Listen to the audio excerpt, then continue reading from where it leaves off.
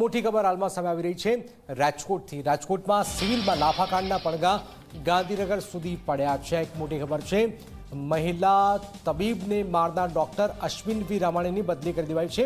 તાત્કાલિક અસરથી બદલીના ગાંધીનગરથી આદેશ છૂટી ગયા છે। પંચમહાલના વાવકુંડલી પ્રાથમિક આરોગ્ય કેન્દ્રમાં બદલી કરી દેવાઈ છે। ડોક્ટર અશ્વિન રામાણીને તાત્કાલિક હાજર થવાનો આદેશ છે। આરોગ્ય અને પરિવાર કલ્યાણ વિભાગે આ બદલીનો આદેશ પણ કર્યો છે। આપણે એ પણ જણાવી દઈએ કે આરોગ્ય મંત્રી પ્રફુલ્લ પાનસેરિયાએ પણ સખત મેસેજ આપ્યો હતો।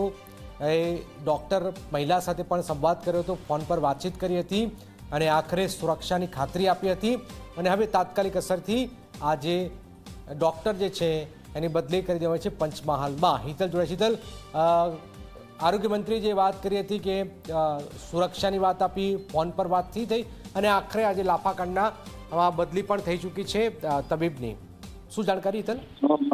જી જનક, ચોક્કસ એવું કહી શકાય કે જે પ્રકારે રાજકોટમાં મહિલા તબીબ સાથે ગેરવર્તનની ઘટના બની હતી અને આ ઘટનાની જાણ રાજ્ય સરકાર એટલે કે આરોગ્ય મંત્રી પ્રફુલ્લ પાનસેરિયાને થતા તેઓએ અતિશય ગંભીર લીધી હતી અને તાત્કાલિક અસરથી મહિલા સાથે પણ વાતચીત કરી હતી અને સાંજ સુધીમાં આ ઘટનામાં ન્યાય મહિલાને મળશે એ પ્રકારની ખાતરી આપી હતી। સ્વાભાવિક છે કે આ ખાતરી બાદ સમગ્ર વહીવટી તંત્રએ આ તપાસ કરી હતી અને તપાસમાં ક્યાંક ને ક્યાંક જોવા જઈએ તો ડોક્ટર અશ્વિન રામાણીની જે ભૂમિકા છે એ ભૂમિકા શંકાના દાયરામાં આવી હતી અને તેના જ કારણે તાત્કાલિક અસરથી હવે રાજકોટ માંથી ડોક્ટર અશ્વિન રામાણીની બદલી કરી દેવામાં આવી છે અને તેઓને આરજી હોસ્પિટલ પંચમહાલમાં તાત્કાલિક અસરથી હાજર કરવાનો આદેશ કરાયો છે। સ્વાભાવિક છે કે આ બદલી પંચમહાલમાં કરવામાં આવી છે અને આ તાત્કાલિક અસરથી પંચમહાલમાં જઈને તેઓએ હાજર થવાનો આદેશ કર્યો છે। એટલે ક્યાંક ને ક્યાંક રાજ્ય સરકાર અને આરોગ્ય મંત્રી પ્રફુલ્લ પાનસેરિયાએ જે ખાતરી સવારે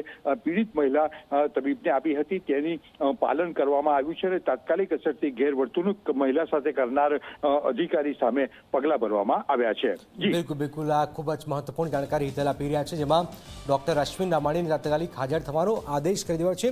બદલી રાજકોટથી પંચમહાલમાં કરી દેવામાં આવેલી છે।